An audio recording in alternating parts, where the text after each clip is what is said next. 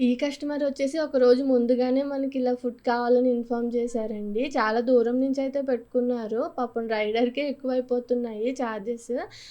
మాకు ఇక్కడ మెహదీపట్నం నుంచి ఇది కొంచెం దూరంగా డిస్టెన్స్ ఎక్కువుంటే చార్జెస్ ఎక్కువ పడతాయి కదా! నాకు దగ్గరగా ఉన్న వాళ్ళకైతే మినిమమ్ ఒక 40 నుంచి కూడా స్టార్ట్ అవుతుంది. నిన్ననే ఇక్కడ మెహదీపట్నం నుంచి పక్కనే పెట్టుకున్నారు. 45 రూపీస్ అలా పడింది. చాలామంది రెసిపీస్ కూడా పోస్ట్ చేయమని అడుగుతున్నారు కదా! యాక్చువల్‌గా నేను యూట్యూబ్ ఛానల్‌లో చాలానే రెసిపీస్ పోస్ట్ చేశానండి. ఒకసారి బయోలో లింక్ ఉంది చెక్ చేయండి. లేదంటే చిట్టి విందు అని సెర్చ్ చేసినా వస్తుంది.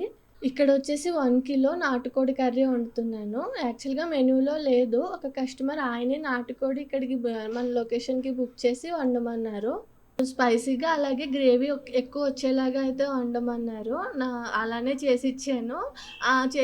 పంపించేసా గానీ ఆయన ఏం రిప్లై అంటే ఏ రివ్యూ ఇవ్వలేదనమాట. మళ్ళీ డౌటు స్పైసీగానే ఎక్కువేశానా ఏంటి అని. మళ్ళీ నెక్స్ట్ డే నేనే అడిగాను. లేదు చాలా బావుంది. వర్క్‌లో పడి మర్చిపోయాననయితే మెసేజ్ చేశారు.